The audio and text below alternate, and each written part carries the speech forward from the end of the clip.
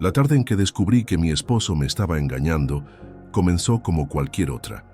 El aroma del café recién hecho llenaba la cocina, mientras yo preparaba su postre favorito para celebrar nuestro aniversario de bodas número 15. Había puesto flores en la mesa, encendí unas velas y hasta me tomé el tiempo de arreglarme más de lo habitual. Estaba emocionada, nerviosa, inocente, pero esa ilusión se rompió en 1000 pedazos con una simple notificación en su celular que había dejado olvidado en el sofá mientras se duchaba. No suelo ser una mujer celosa ni controladora, pero aquel mensaje era imposible de ignorar. La pantalla iluminada mostraba el nombre de Valeria, una amiga de su oficina, acompañado de un texto que me hizo temblar. No puedo esperar a verte esta noche. Gracias por el anillo. Te amo. Mi respiración se cortó, el corazón me latía tan fuerte que parecía querer salirse del pecho. Mis manos temblaban mientras desbloqueaba el teléfono. Lo que encontré fue peor de lo que jamás hubiera imaginado. Conversaciones llenas de promesas, fotos íntimas, planes secretos y sobre todo un odio disfrazado de pasión que esa mujer sentía hacia mí. En varios mensajes, ella se burlaba de mi edad, de mi apariencia y de lo ingenua que yo era por confiar tanto en él. La rabia y el dolor se mezclaron en una tormenta que me cegaba. Cerré el teléfono, limpié mis lágrimas y decidí que no iba a enfrentarlo esa noche. No. Tenía que pensar con claridad. No iba a rebajarme a gritar ni a llorar. Si había algo que había aprendido en la vida, era que las mejores venganzas son aquellas que nadie espera. Durante las semanas siguientes comencé a recopilar pruebas, fotos, mensajes, grabaciones. Me convertí en una especie de detective en mi propia casa. Lo observaba fingiendo ser la esposa sumisa de siempre, mientras por dentro me consumía una furia helada. Él seguía actuando como si nada, regalándome flores diciéndome que me amaba, mientras planeaba escapadas con ella. Pero lo más doloroso fue descubrir que no solo estaba siendo infiel. Él estaba desviando dinero de nuestra cuenta conjunta para mantenerla. Viajes, regalos caros, cenas, en restaurantes que jamás me había llevado. Había hipotecado nuestra casa sin que yo lo supiera. Todo para financiar el capricho de esa mujer. Fue entonces cuando decidí que no iba a dejar que él destruyera todo lo que habíamos construido juntos sin consecuencias. Contacté a un abogado especializado en fraudes matrimoniales. Le conté todo, le mostré las pruebas y juntos elaboramos un plan que pondría fin a esa farsa de la manera más dolorosa para ambos. La fecha elegida fue el día de la fiesta de cumpleaños de mi suegra, un evento al que toda la familia asistía, sin falta. Sabía que ellos iban a estar allí, juntos como siempre hacían últimamente, desafiándome con sus miradas cínicas y sonrisas falsas. Me presenté en la fiesta con un vestido rojo que sabía que llamaría la atención, maquillaje impecable, sonrisa segura y una actitud que desconcertó a todos. Durante la cena me acerqué a Valeria, que estaba sentada justo al lado de mi esposo, ocupando el lugar que tradicionalmente había sido mío durante años.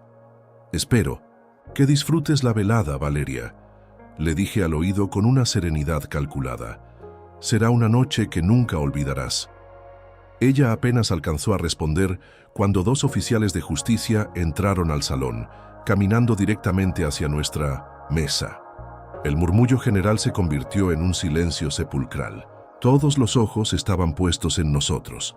Uno de los oficiales se dirigió a mi esposo, leyendo en voz alta una notificación de embargo preventivo, congelación de cuentas y una orden de alejamiento inmediata. Mi esposo palideció. Valeria quedó petrificada mirando a su alrededor como si buscara una salida. Mi suegra rompió en llanto, sin entender lo que estaba pasando, pero lo que nadie esperaba era lo que venía después. Antes de te contar los detalles más impactantes, necesito pedirte un favor rápido.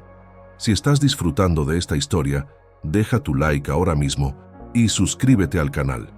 Eso nos motiva a seguir trazando más historias emocionantes como esta. Volviendo al momento de caos, mientras los oficiales escoltaban a mi esposo hacia la salida, Valeria intentó levantarse de la mesa para seguirlo, pero fue detenida por otro oficial que también traía en mano una notificación para ella. Resulta que, gracias a las investigaciones del abogado, habíamos descubierto que ella estaba involucrada en una red de estafas sentimentales. Mi esposo había sido solo otro peón en su juego. La expresión de horror en su rostro fue mi mayor satisfacción. Gritaba su inocencia, llamaba a mi esposo por su nombre, mientras él, en shock, apenas podía mantenerse en pie. Y mientras todo esto sucedía, yo simplemente tomé una copa de vino, levanté mi mirada al resto de los invitados y con una sonrisa serena brindé por la libertad. La tensión en la sala era tan densa que casi podía cortarse con un cuchillo. Los murmullos comenzaron a crecer, como olas que chocaban contra los muros de aquel salón lleno de familiares y amigos, que hasta hacía minutos solo celebraban un cumpleaños más en la familia. Nadie entendía cómo había pasado de una noche de fiesta a un espectáculo público de traición y vergüenza.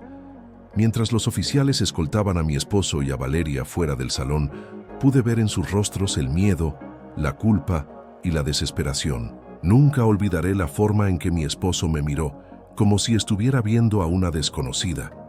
Pero esa desconocida era yo, la mujer que él subestimó durante años. Después de que se los llevaron, los comentarios no tardaron en inundar la habitación. Algunos me miraban con lástima, otros con admiración y unos pocos con pura envidia. Las mujeres de la familia, que siempre me habían criticado por ser demasiado callada o por aguantar demasiado, ahora me observaban en silencio, sin saber qué decir. Esa noche dormí sola, pero por primera vez en mucho tiempo, dormí en paz. Los días siguientes fueron una tormenta mediática. Mi esposo intentó contactarme, pero siguiendo las recomendaciones del abogado, bloqueé todas sus llamadas y mensajes. Las cuentas estaban congeladas, los bienes bajo revisión y la hipoteca que había puesto en secreto a nuestras espaldas estaba en proceso de ser anulada gracias a la fraude comprobada. Valeria, por otro lado, enfrentaba cargos mucho más graves. Descubrimos que había hecho lo mismo con al menos otros 3 hombres casados de diferentes ciudades. Su modus operandi era siempre el mismo: seducir, manipular, llevarlos al límite económico y después desaparecer, dejándolos en la ruina y en el desprestigio total. Mientras tanto, yo me dedicaba a reconstruir mi vida. Contraté a un asesor financiero, me reuní con un terapeuta para trabajar en mi autoestima y comencé a frecuentar lugares nuevos, donde pudiera conocer gente distinta, lejos de aquel círculo social hipócrita que tanto daño me había hecho. Pero, justo cuando creía que lo peor había pasado, recibí una llamada inesperada de mi abogado. Necesitas venir a la oficina. Encontramos algo que te va a interesar. Me presenté esa misma tarde. Al entrar, me entregó una carpeta con documentos que jamás imaginé leer. Entre ellos, estaba el registro de una cuenta bancaria secreta que mi esposo había abierto a nombre de su hermana menor. Una cuenta donde había desviado más de $200,000 en los últimos 3 años. Dinero que yo nunca supe que existía. Pero eso no fue lo más impactante. Entre los documentos había también copias de correos electrónicos que demostraban que mi esposo y Valeria no solo me habían engañado, sino que habían planeado deshacerse de mí de la manera más ruin, provocando una situación de estrés extremo que me llevaría a un colapso emocional, con la esperanza de internarme en una clínica psiquiátrica y así declararme incapaz de administrar nuestros bienes. Sentí náuseas. El suelo pareció desaparecer bajo mis pies. Todo lo que había vivido en los últimos años, todas las discusiones, las manipulaciones psicológicas, los momentos en los que me hicieron dudar de mi propia cordura. Todo había sido calculado, pero lo peor estaba por venir. En uno de esos correos, Valeria había escrito una frase que quedó grabada en mi mente para siempre. No te preocupes, amor. Pronto será solo cuestión de firmar unos papeles y tendrás todo lo que siempre quisiste. La rabia que sentí en ese momento me transformó. No iba a permitir que esa historia terminara así. Decidí llevar el caso a la justicia de la forma más pública posible.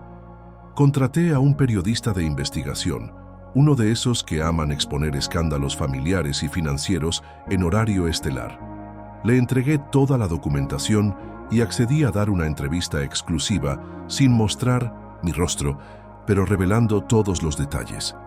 Cuando el reportaje salió al aire fue un terremoto. La historia se volvió viral. Gente de todas partes comenzó a enviarme mensajes de apoyo. Mujeres que habían vivido situaciones similares me felicitaban por la valentía.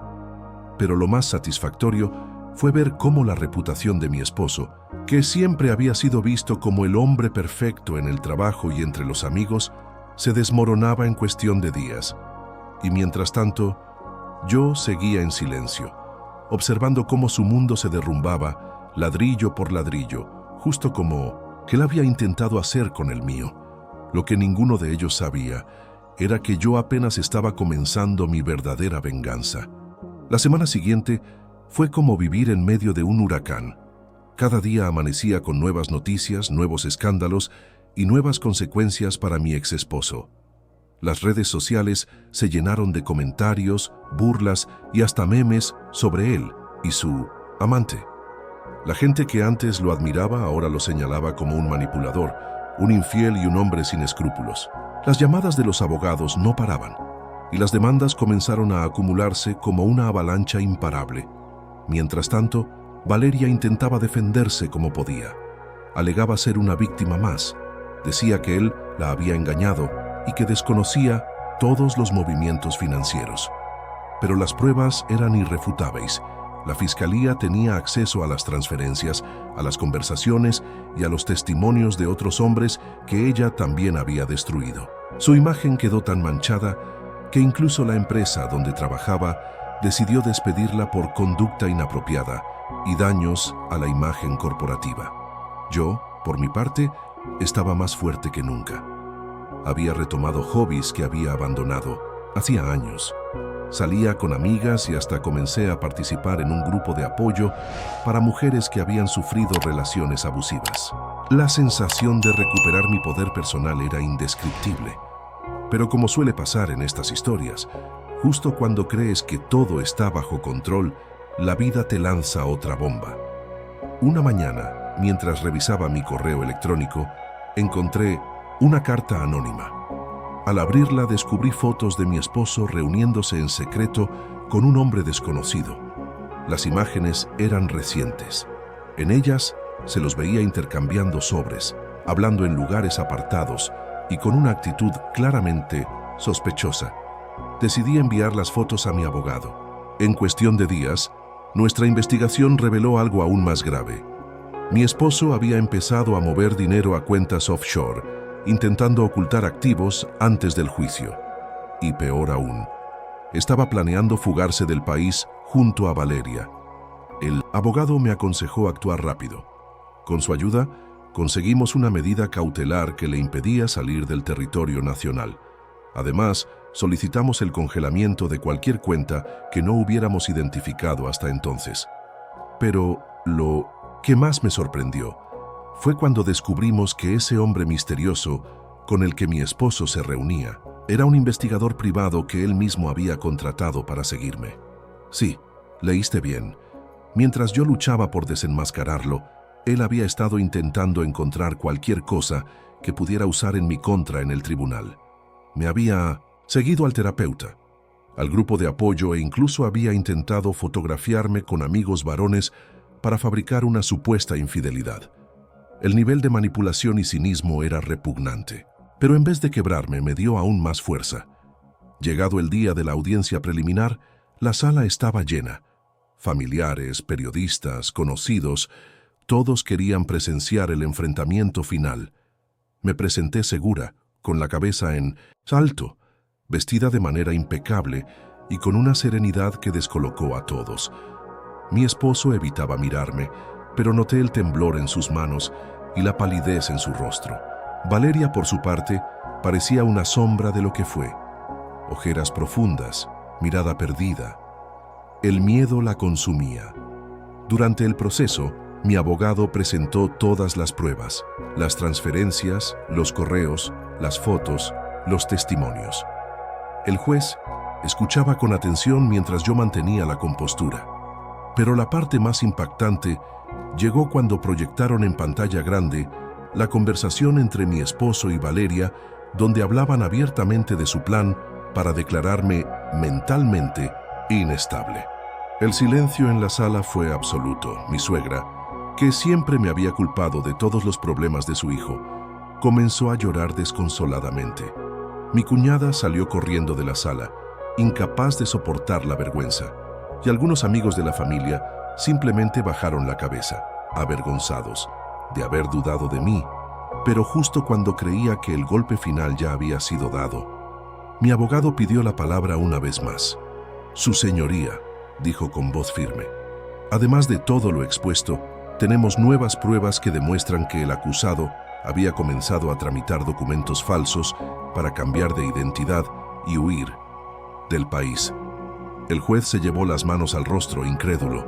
La decisión fue inmediata. Prisión preventiva para mi esposo por intento de fraude y obstrucción de la justicia. Valeria también fue acusada de complicidad y estafa. Mientras los oficiales lo esposaban, pude ver en su mirada una mezcla de odio, miedo y desesperación.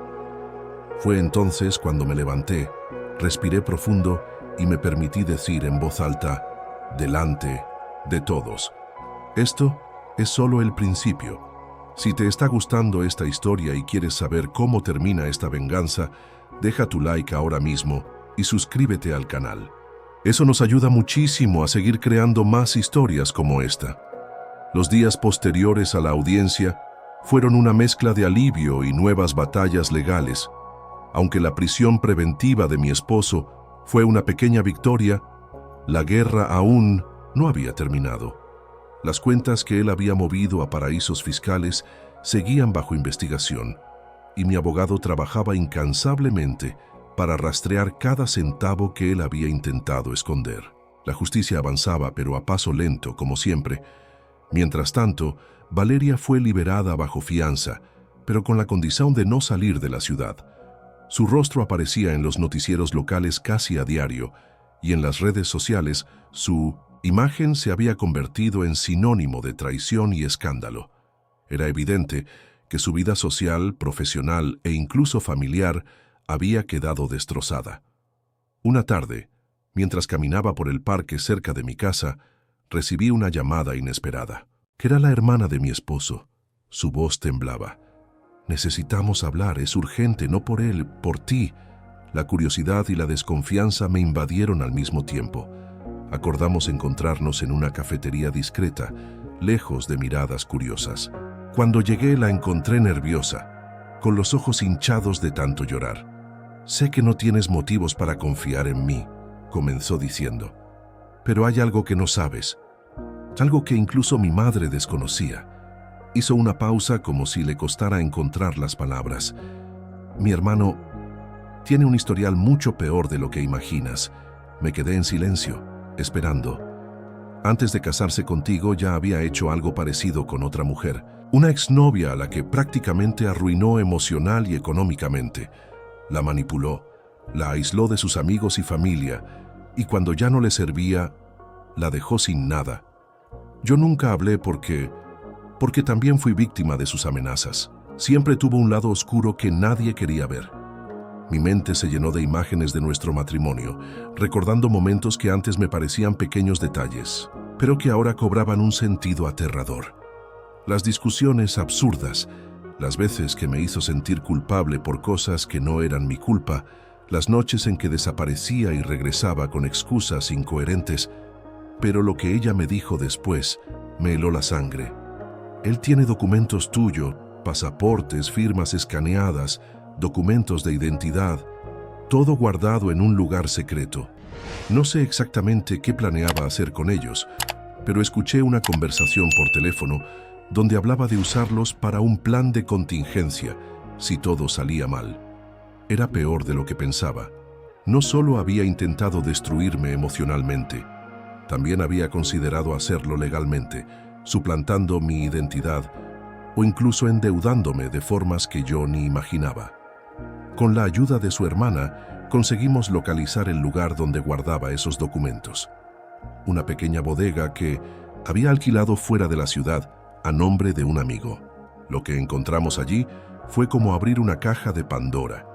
Había carpetas llenas de copias de mis documentos, fotografías mías tomadas sin mi consentimiento, listas de contraseñas, correos impresos, incluso un diario donde él había escrito, con un nivel enfermizo de detalle, cada uno de sus movimientos para manipularme emocionalmente durante los últimos años. Era como si yo hubiera sido parte de un experimento cruel. Llevé todo ese material a la fiscalía, que de inmediato incluyó esos hallazgos en el proceso. La gravedad de los cargos aumentó y las posibilidades de que él saliera en libertad antes del juicio definitivo se desvanecieron. Pero no todo terminó ahí. Una noche, recibí un mensaje de texto desde un número desconocido. El contenido era breve pero contundente. Te advertí que no ganarías esta guerra. Esto apenas comienza. Mi corazón se aceleró. Sabía que era él. Desde la cárcel seguía intentando controlar y atemorizarme. La policía fue notificada de inmediato y se abrió una investigación para saber cómo había logrado enviar ese mensaje desde prisión. Lo que descubrimos días después fue más indignante aún. Uno de los guardias de seguridad, sobornado por él, le había facilitado un teléfono móvil. La corrupción y la podredumbre parecían rodearlo todo, pero yo no iba a detenerme. En ese momento, decidí hacer algo que nunca imaginé: aceptar una invitación para participar en un programa de televisión nacional que abordaba casos de mujeres que habían sobrevivido a relaciones abusivas y traiciones extremas. Sabía que al hacerlo me expondría públicamente, pero también sabía que mi historia podía ayudar a muchas otras mujeres. La entrevista fue emotiva, fuerte y directa. Conté todo, desde la infidelidad hasta los planes maquiavélicos que él había urdido contra mí. La respuesta del público fue inmediata. Cientos de mensajes de apoyo comenzaron a llegar de todas partes del país. Mujeres que habían vivido situaciones similares compartían sus historias conmigo. Muchas decían que mi testimonio las había motivado a buscar ayuda.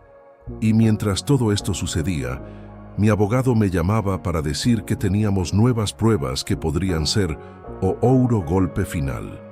Pero antes de contarte esa revelación, aprovecha ese momento.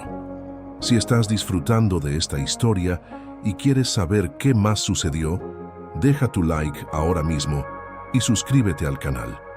Eso nos motiva mucho a seguir trayendo historias tan impactantes como esta.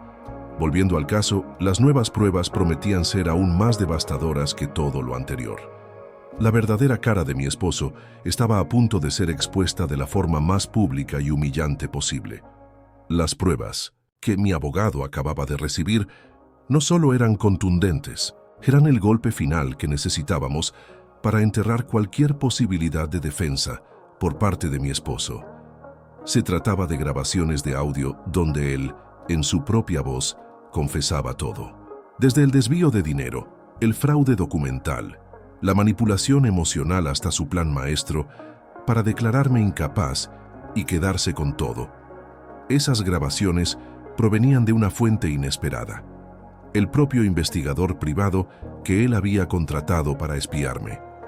Resulta que en uno de sus encuentros, mi esposo, confiando en que tenía al investigador de su lado, comenzó a hablar sin filtros, a contarle cada detalle de su estrategia, a jactarse de lo fácil que había sido manipularme durante años. Lo que él no sabía era que ese hombre, al darse cuenta de la gravedad de la situación, había comenzado a grabarlo para protegerse en caso de que las cosas se salieran de control. Y ahora, esas grabaciones estaban en mis manos. El día del juicio llegó. La sala estaba repleta de periodistas, activistas, curiosos y personas que solo querían presenciar el desenlace de uno de los casos más mediáticos de los últimos meses. Me senté en la primera fila, con la cabeza erguida y el corazón firme. Cuando las grabaciones comenzaron a reproducirse, un silencio sepulcral invadió la sala. La voz de mi esposo resonaba por todo el lugar, describiendo con un cinismo escalofriante cada paso de su plan. No había margen de duda. No había espacio para excusas. Los abogados defensores intentaron detener la reproducción de las grabaciones, pero el juez lo permitió todo. La expresión de mi esposo se desfiguraba con cada palabra que salía de los altavoces. La vergüenza, el miedo y la ira se mezclaban en su rostro. Miraba a su alrededor buscando alguna salida, pero ya era demasiado tarde. Valeria, por su parte, no pudo contener las lágrimas. Sabía que, después de esas pruebas, su futuro también estaba sellado. Tras varias horas de testimonios y presentaciones de evidencia, llegó el momento de la sentencia. El juez fue implacable. Condena por fraude, falsificación de documentos, intento de manipulación judicial y violencia psicológica. La sentencia fue clara: varios años de prisión sin derecho a libertad condicional antes de cumplir la mayor parte de la pena. Además, una indemnización económica a mi favor que cubría no solo los daños materiales, sino también el daño moral causado. Cuando escuché el veredicto, una mezcla de alivio y justicia me recorrió el cuerpo. Había luchado, había caído, había llorado, pero al final me había levantado más fuerte que nunca. Afuera del tribunal las cámaras me esperaban. Esta vez no me escondí. Levanté la vista, respiré profundo y hablé frente a los micrófonos. Esta no es solo mi historia. Es la historia de muchas mujeres que sufren en silencio, que son manipuladas y humilladas. Hoy quiero decirles que no están solas. Siempre hay una salida, siempre hay una forma de luchar. La ovación fue inmediata. Personas aplaudían, mujeres lloraban, y en ese instante entendí que mi dolor había servido para algo más grande: inspirar a otras a no rendirse. Meses siguientes fueron de reconstrucción. Vendí la casa donde vivíamos, cambié de ciudad y comencé de cero. Abrí mi propio negocio, un pequeño café que poco a poco fue creciendo. Las personas venían no solo por el café, sino para conocer a la mujer que había enfrentado al monstruo y había ganado. Valeria, por su parte, fue condenada a prisión domiciliaria y a trabajos comunitarios por 2 años. Su rostro desapareció de la vida pública y nadie volvió a saber mucho de ella. Y mi esposo, bueno, digamos que la cárcel fue solo el comienzo de su verdadero castigo. Hoy, cuando me miro al espejo, veo a una mujer que ya no tiene miedo, que aprendió que la dignidad no se negocia y que la justicia, aunque tarde, siempre llega. Si esta historia te conmovió, si te hizo reflexionar o si conoces a alguien que necesita escuchar esto, te invito a que te suscribas al canal, dejes tu like y comentes qué fue lo que más te impactó de todo lo que viví. Eso nos ayuda mucho a seguir creando más historias reales y emocionantes como esta. Con el paso de los meses, mi vida comenzó a estabilizarse, pero las secuelas emocionales de todo lo que había vivido no desaparecieron de la noche a la mañana.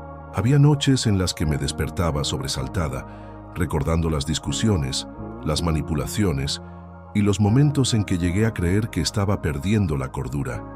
Pero poco a poco fui sanando. El café que había abierto empezó a ganar fama en la ciudad, no solo por la calidad del café o los postres caseros, sino porque muchas mujeres se acercaban buscando un espacio seguro, un lugar donde pudieran hablar de sus propias experiencias. Sin planearlo, el local se convirtió en un refugio emocional para muchas. Una tarde, mientras atendía a unos clientes, una mujer se me acercó. Era joven, de unos 25 años, con los ojos llenos de lágrimas. «Perdón por interrumpir», dijo con voz temblorosa. «Solo quería darte las gracias. Vi tu entrevista en televisión y me diste el valor para dejar a mi pareja. Llevaba años sufriendo abusos psicológicos y económicos. Pensé que nunca iba a poder salir, hasta que escuché tu historia. Me quedé en silencio, conmovida. La abracé sin pensarlo. Y en ese momento, supe que todo el dolor que había pasado no había sido en vano. Pero justo cuando creía que la calma finalmente se había instalado en mi vida, recibí una llamada inesperada. Era el abogado. Su voz sonaba seria, casi preocupada. «¿Necesitas venir al despacho cuanto antes? Han surgido nuevos elementos en el caso y es algo que debes saber». El corazón me dio un vuelco. Me presenté esa misma tarde. Al entrar, me entregó un sobre manila con varias fotografías y documentos. Lo que vi me dejó helada. Eran imágenes de una celda de prisión, pero no cualquier celda. En las fotos se veía claramente a mi ex esposo compartiendo espacio con un conocido criminal vinculado a una red de lavado de dinero y corrupción política. Según las investigaciones más recientes, dentro de la cárcel, mi ex había comenzado a involucrarse en actividades ilegales, ayudando a mover dinero desde adentro, usando los mismos conocimientos financieros que había empleado para estafarme. La noticia era preocupante por dos motivos. Primero, porque significaba que él estaba lejos de aprender la lección. Y segundo, porque aún desde prisión seguía teniendo poder e influencia. ¿Esto podría afectarme de alguna manera?, pregunté, sintiendo de nuevo esa sensación de inseguridad que tanto tiempo me había costado superar. Por ahora no, pero quiero que estés alerta. No confíes en desconocidos. Cambia tus rutinas y si puedes, considera mudarte a otro lugar. Hay indicios de que está intentando contactar gente afuera para intimidarte o perjudicarte. La idea de tener que vivir con miedo otra vez me revolvía el estómago. Pero esta vez, yo estaba preparada. No iba a permitir que volviera a tener control sobre mi vida. Decidí tomar medidas adicionales de seguridad. Instalé cámaras en mi casa, contraté un servicio de seguridad privada para el café y comencé a practicar defensa personal. No me iba a quedar de brazos cruzados esperando el próximo movimiento de un hombre que ya había demostrado ser capaz de cualquier cosa. Una noche, mientras cerraba el local, vi a un hombre desconocido observando desde la acera de enfrente. No hacía nada, solo estaba ahí mirando como si esperara algo. Llamé a la policía de inmediato, pero cuando llegaron él ya se había ido. Revisaron las cámaras, pero llevaba una gorra y un abrigo que ocultaban su rostro. Mi abogado me recomendó solicitar una orden de protección ampliada. La concedieron sin demora, gracias a todo el historial previo. Pero aún así, la sensación de estar siendo observada no desaparecía. Fue entonces cuando tomé una decisión drástica. Empaqué mis cosas, cerré temporalmente el café y me mudé a otra ciudad, sin avisar a casi nadie. Solo mis familiares más cercanos sabían mi ubicación. Cambié de número de teléfono, de correo electrónico y desaparecí de las redes sociales por completo. Quería empezar de nuevo, lejos de las sombras de mi pasado. En mi nueva ciudad, abrí otro pequeño negocio, más discreto, con otro nombre. Las primeras semanas fueron difíciles. Me sentía sola, aislada, pero al mismo tiempo en paz. Por primera vez en años, podía caminar por la calle sin sentir que alguien me seguía, pero como si la vida quisiera recordarme que nunca podría bajar la guardia. Una mañana recibí una carta sin remitente. Al abrirla, solo había una frase, escrita a mano. Aún no hemos terminado. Mi sangre se congeló. Sabía que aquella historia que había empezado como una simple infidelidad había evolucionado a una trama oscura, llena de peligro y obsesión. Y mientras sostenía aquella carta entre mis manos, entendí que el capítulo más oscuro de mi vida aún estaba por escribirse. Guardé la carta dentro de un cajón bajo llave, pero su contenido seguía taladrando mi mente. Cada palabra, cada trazo de aquella caligrafía temblorosa pero reconocible me recordaba que mi pasado aún me perseguía. No era solo una amenaza escrita, era una declaración de guerra. Decidí reforzar aún más mi seguridad. Contraté un detective privado para vigilar cualquier movimiento sospechoso. Le conté todo, sin omitir ningún detalle. Él fue claro. Personas como mi exesposo no aceptan perder. La obsesión y el narcisismo les impiden soltar el control. Durante las semanas siguientes, comencé a notar pequeñas señales de que algo estaba sucediendo a mi alrededor. Una camioneta estacionada durante horas frente a mi casa. Llamadas en silencio durante la madrugada. Objetos de mi jardín movidos de lugar, como si alguien hubiera estado allí en mi ausencia. La paranoia comenzó a invadirme, pero decidí mantenerme firme. Me inscribí en clases de defensa personal avanzada y compré un sistema de alarma con conexión directa a la policía local. No iba a ser una víctima otra vez. Una tarde, mientras atendía mi nuevo negocio, un hombre entró al local. Era alto, de aspecto común, pero había algo en su mirada que me puso en alerta inmediata. Fingió ser un cliente más, preguntando precios y haciendo preguntas irrelevantes. Pero cuando creyó que no lo veía, sacó su teléfono y comenzó a tomar fotos disimuladas de cada rincón del lugar, incluso de mí. Mi reacción fue rápida. Activé el botón de pánico debajo del mostrador y en menos de 5 minutos, 2 patrullas llegaron al sitio. El hombre intentó escapar, pero fue detenido a pocas cuadras. Cuando la policía revisó su teléfono, encontraron fotos de mi casa, mi ruta diaria al trabajo y, lo que más me estremeció, fotos mías mientras dormía. ¿Cómo era posible? La respuesta llegó poco después. La policía encontró dispositivos de vigilancia escondidos dentro de mi casa. Cámaras diminutas instaladas en las lámparas, el baño y hasta en mi habitación. Todo indicaba que alguien había tenido acceso al interior sin que yo me diera cuenta. Las investigaciones avanzaron rápidamente. Descubrieron que el hombre que había sido detenido trabajaba como informante para un grupo de personas vinculadas a mi exmarido dentro de la cárcel. Una red de corrupción que se extendía mucho más allá de lo que yo había imaginado.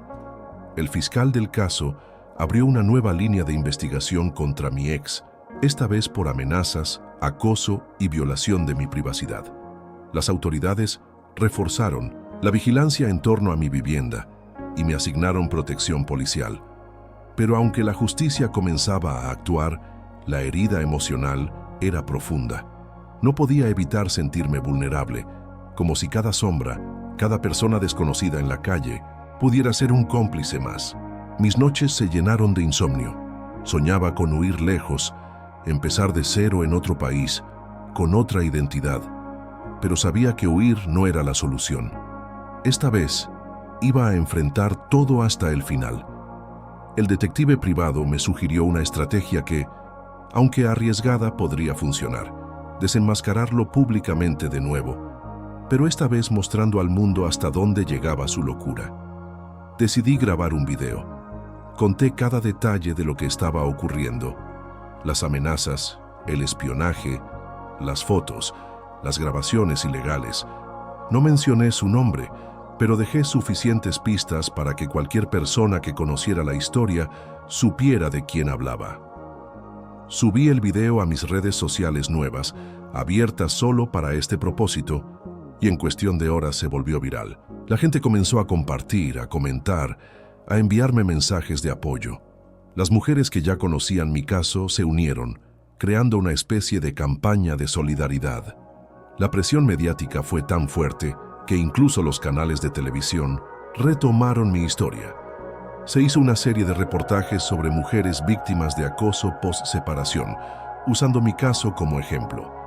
La fiscalía, presionada por la opinión pública, aceleró el proceso. Nuevas órdenes judiciales fueron emitidas. Revisaron todas las celdas de la cárcel y descubrieron una red de contrabando de celulares y favores ilegales que involucraba a varios funcionarios. Mientras tanto, mi exesposo fue trasladado a un penal de máxima seguridad, incomunicado sin posibilidad de recibir visitas o hacer llamadas. Por fin, comenzaba a sentir que respiraba de nuevo, pero justo cuando empecé a pensar que el peligro había terminado, recibí un sobre sin remitente en el buzón de mi nueva casa. Dentro, solo había una foto, una imagen de mí tomada el día anterior. Mientras caminaba por la calle, al reverso, una frase escrita con la misma caligrafía de siempre: "Esto no ha terminado y nunca terminará". Apreté la foto contra mi pecho, cerré los ojos y respiré profundo. Sabía que mi lucha no había terminado, pero también sabía que yo ya no era la misma mujer indefensa de antes. La verdadera guerra apenas estaba comenzando. La fotografía en mis manos era una prueba clara de que, a pesar de estar tras las rejas, él seguía moviendo piezas desde la oscuridad.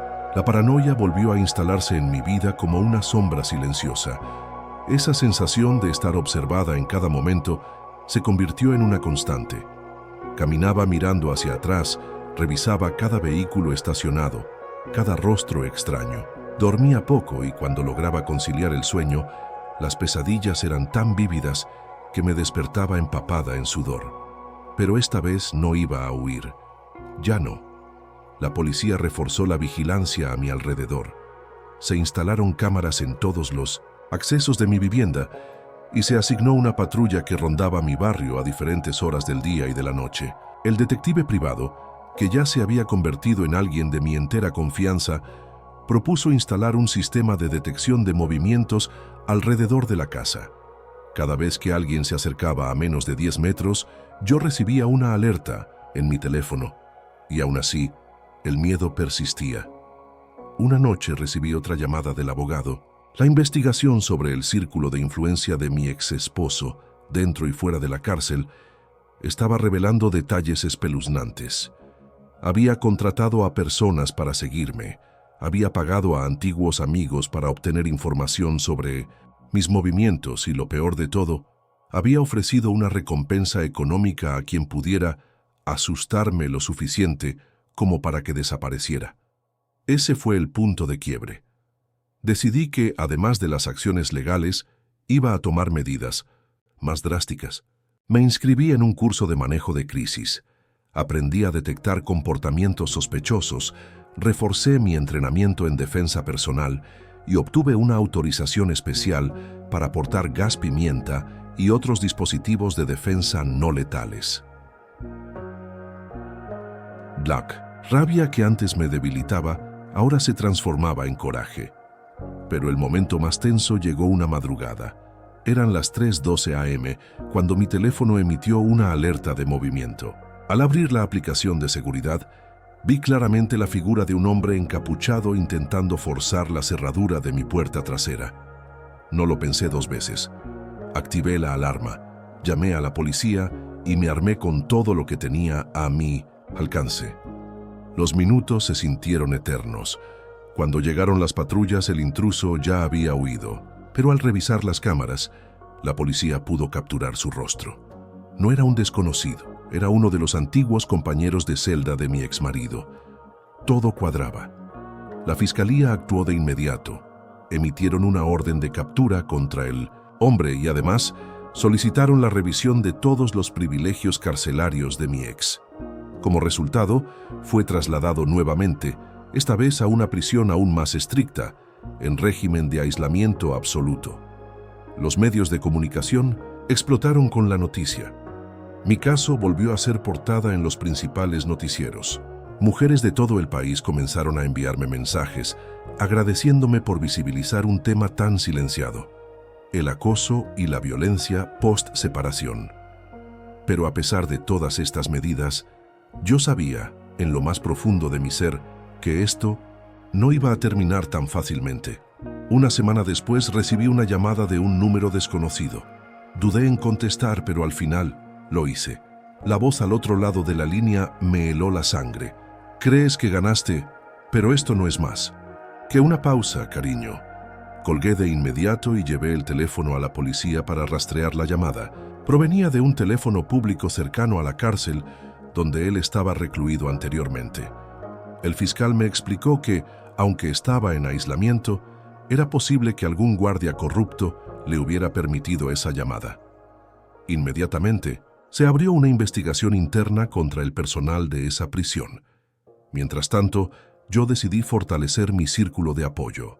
Volví a contactar a mi terapeuta, reforcé la seguridad del negocio, instalé un segundo sistema de alarmas y por primera vez consideré seriamente la posibilidad de cambiar de identidad y desaparecer por completo. Pero entonces sucedió algo que me dio una pequeña esperanza. Una mujer que había sido víctima de situaciones similares me contactó. Ella había logrado, tras años de lucha, que su agresor recibiera una condena ejemplar. Me invitó a participar en un proyecto nacional de protección a víctimas de violencia extrema. Un programa especializado con recursos legales, psicológicos y de seguridad física. Acepté, comencé el proceso de evaluación, de documentación y de preparación para lo que sería mi mayor transformación: convertirme en una persona imposible de rastrear. Sabía que no iba a ser fácil. Implicaba cortar lazos, cerrar negocios, cambiar de nombre, de apariencia, incluso de país. Pero por primera vez en mucho tiempo, sentí que tal vez, solo tal vez, podría volver a tener una vida en paz. La decisión final estaba cerca, solo faltaba un paso y no había vuelta atrás. Los días previos a mi partida fueron una mezcla de ansiedad, tristeza y una extraña sensación de alivio. Sabía que estaba a punto de abandonar todo lo que había construido con tanto esfuerzo: mi negocio, mis amistades recientes, incluso parte de mi identidad. Pero también entendía que, si quería seguir viva y en paz, no había otra opción. El equipo del programa de protección a víctimas fue extremadamente meticuloso. Me explicaron cada etapa del proceso: cambio de documentación, reubicación, entrenamiento psicológico para adaptarme a la nueva identidad e incluso clases para aprender a controlar mis reacciones emocionales en situaciones donde pudiera ser reconocida o puesta en peligro. Firmé documentos que me comprometían a no revelar mi nuevo paradero, ni siquiera a mi familia directa. Solo mi abogado y una persona de confianza dentro del sistema tendrían acceso a mi nueva ubicación. La noche antes de mi partida, empaqué una pequeña maleta con las pocas pertenencias que podía llevar conmigo. Me despedí en silencio de mi casa, del negocio, de las calles que durante meses se habían convertido en mi refugio y en mi cárcel emocional. Antes de salir, dejé una carta a mis amigas más cercanas, explicando que por mi seguridad necesitaba desaparecer. Les pedí comprensión, aunque sabía que esa despedida sería definitiva. El viaje fue largo y cuidadosamente planificado. Cambié de vehículo 3 veces, pasé por diferentes ciudades y en cada parada un nuevo miembro del equipo me acompañaba hasta el siguiente punto. Me sentía como en una película de espionaje, pero esta era mi vida real. Al llegar a mi destino final, un pequeño pueblo costero donde nadie me conocía, me presentaron a mi nueva identidad, un nuevo nombre, un nuevo pasado, incluso una historia de vida completamente diferente que debía memorizar. Durante las primeras semanas, recibí visitas de psicólogos y especialistas que me ayudaron a adaptarme a esta nueva etapa. A pesar de lo extraño que todo parecía, comencé a disfrutar de las pequeñas cosas: caminar por la playa sin mirar por encima del hombro, dormir sin sobresaltos, conocer gente nueva sin miedo a ser descubierta. Pero la tranquilidad duró menos de lo que imaginaba. Un día, mientras trabajaba en una pequeña cafetería del pueblo para mantenerme ocupada, noté que un hombre desconocido entró y se sentó en una mesa cerca de la ventana. Su rostro me resultaba vagamente familiar, pero no pude ubicarlo de inmediato. Intenté mantener la calma, pero el instinto me decía que algo no estaba bien. Durante varios días, aquel hombre regresó al mismo lugar, siempre pidiendo lo mismo, siempre sentándose en el mismo sitio, siempre observándome discretamente. No hablaba mucho, pero su mirada, esa mirada, era imposible de ignorar. Una noche, al salir del trabajo, lo vi parado en la esquina de mi calle. Fingí no verlo y entré rápidamente a mi casa. Cerré todas las puertas y ventanas, activé el sistema de seguridad y llamé de inmediato al agente asignado a mi caso. Ellos actuaron con rapidez. Al día siguiente interceptaron al hombre. Tras un breve interrogatorio, descubrimos lo que tanto temía. Había sido enviado por un contacto de mi exmarido. Aunque el mensaje que debía entregarme nunca llegó a sus manos, su sola presencia fue suficiente para hacerme entender que, incluso a kilómetros de distancia y con una nueva identidad, el peligro seguía acechándome. El equipo de protección decidió trasladarme de inmediato a otra ubicación, aún más remota. Esta vez, un pequeño pueblo en el interior donde las comunicaciones eran limitadas y el acceso era complicado. La sensación de persecución volvió a instalarse en mi piel. Dormía con un ojo abierto, evitaba rutinas y me mantenía en alerta constante. Pero lo más aterrador sucedió semanas después. Recibí un paquete anónimo en la puerta de mi nueva vivienda. Al abrirlo, encontré un solo objeto dentro, una pequeña caja de música que solía tener en mi habitación cuando aún estaba casada. La misma caja que él sabía que yo adoraba y que había desaparecido meses antes de nuestra separación. Darle cuerda, la melodía comenzó a sonar, pero dentro de la caja, escondido debajo del forro de terciopelo, había un pequeño papel doblado. No importa cuántas veces corras, siempre sabré dónde estás. La realidad me golpeó como un puño en el estómago. La red de contactos que mi exmarido había construido era más grande y más peligrosa de lo que imaginaba.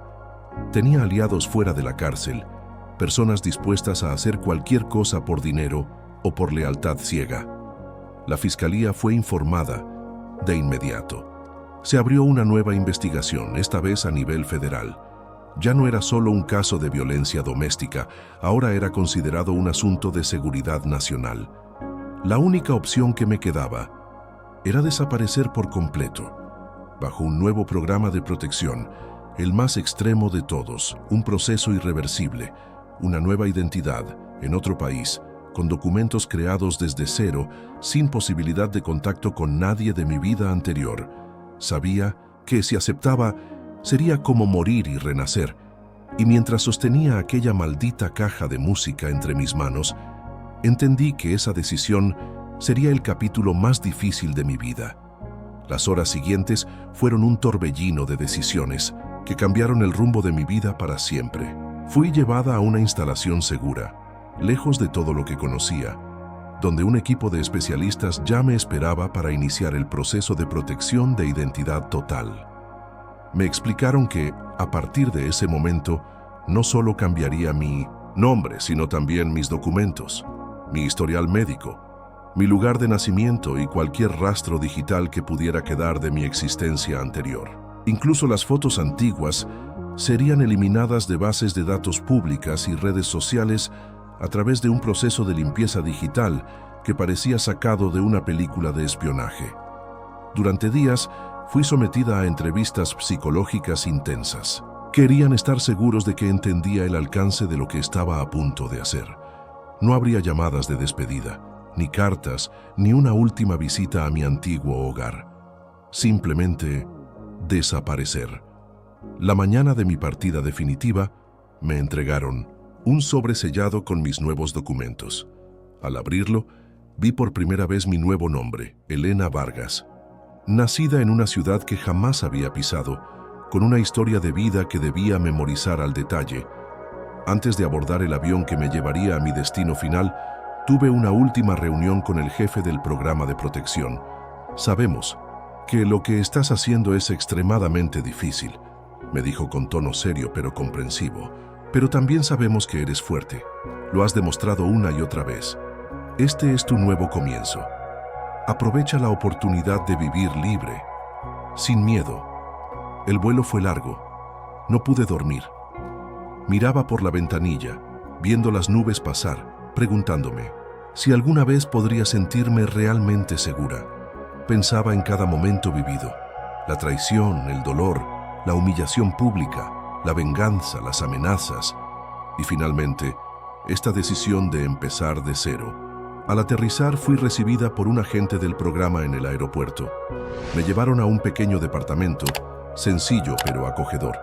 Las calles eran diferentes, la gente, el idioma, los olores, todo era otro mundo.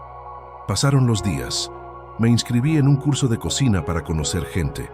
Comencé a trabajar en una tienda de libros, donde podía mantener un perfil bajo.